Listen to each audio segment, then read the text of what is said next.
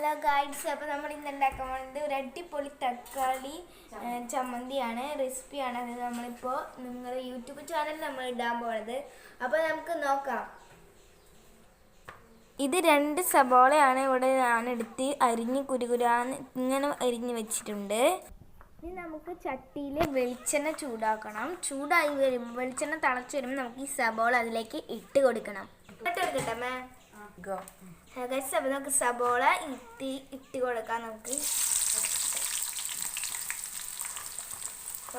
കുറച്ചായിട്ട് ഇട്ട് കൊടുത്ത് ശേഷം മാത്രം എല്ലാം ഇട്ട് കൊടുക്കണം.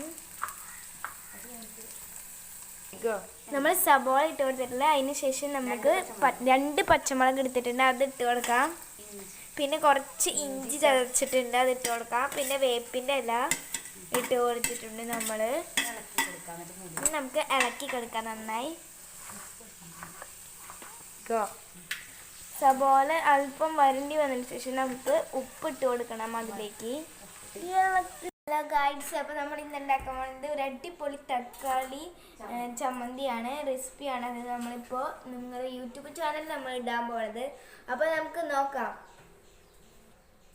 ഇത് 2 സബോളയാണ് ഇവിടെ ഞാനെടുത്ത് അരിഞ്ഞ് കുരുകുരാന്ന് ഇങ്ങനെ അരിഞ്ഞ് വെച്ചിട്ടുണ്ട്. ഇനി നമുക്ക് ചട്ടിയിൽ വെളിച്ചെണ്ണ ചൂടാക്കണം. ചൂടായി വരുമ്പോൾ വെളിച്ചെണ്ണ തിളച്ച് വരുമ്പോൾ നമുക്ക് ഈ സബോള അതിലേക്ക് ഇട്ട് കൊടുക്കണം.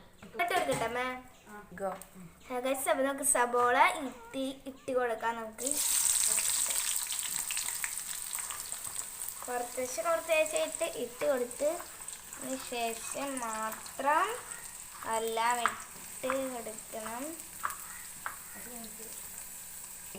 നമ്മൾ സബോള ഇട്ട് കൊടുത്തിട്ടില്ല. അതിന് ശേഷം നമുക്ക് 2 പച്ചമുളക് എടുത്തിട്ടുണ്ട്, അത് ഇട്ട് കൊടുക്കാം. പിന്നെ കുറച്ച് ഇഞ്ചി ചതച്ചിട്ടുണ്ട്, അത് ഇട്ട് കൊടുക്കാം. പിന്നെ വേപ്പിൻ്റെ ഇല ഇട്ട് കൊടുത്തിട്ടുണ്ട്. നമുക്ക് ഇളക്കി കൊടുക്കാം നന്നായി.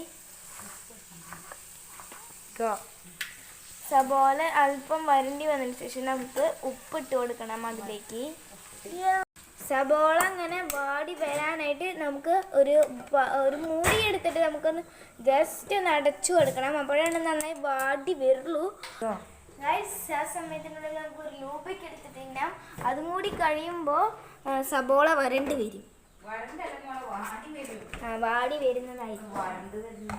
ഒരു സ്പൂണിൻ്റെ ആവശ്യം കൂടി ലൂബയ്ക്ക് നമുക്കെടുത്ത് തിന്നണം. തിന്നുമ്പോൾ പ്രത്യേകം ശ്രദ്ധിക്കേണ്ട കാര്യം ഒന്നുമില്ല.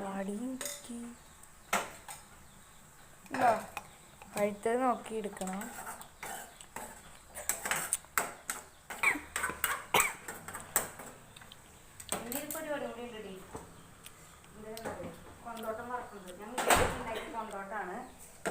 ഫ്രഷ് വീട്ടിലുണ്ടാക്കി കൊണ്ടോട്ടം നടക്കുന്നുണ്ട്. ഗൈസ്, ഇത് വാടി വരുമ്പോഴേക്കും നമുക്ക് മുട്ട പുഴുങ്ങാൻ വെക്കുക കേട്ടോ. ഗൈസ്, ഒരു പാത്രത്തിൽ ഇപ്പോൾ വെള്ളം എടുത്ത് വെച്ചിട്ടുണ്ട്. അതിലേക്ക് കുറച്ച് ഉപ്പിട്ടുണ്ടെങ്കിൽ നമ്മുടെ മുട്ട റെഡി ആയി വരുമ്പോൾ തൊണ്ട് പൊളിക്കാൻ ബുദ്ധിമുട്ടൊന്നും ഉണ്ടാവില്ല. കുറച്ച് ഉപ്പ് അങ്ങോട്ട് വിതറി കൊടുക്കാം. ഗൈസ്, 5 മുട്ടയാണ് നമ്മൾ പുഴുങ്ങാൻ വെക്കുന്നത്. 5 പേരാണ് നമ്മുടെ വീട്ടിലുള്ളത്. അപ്പം മുട്ട എടുക്കാം.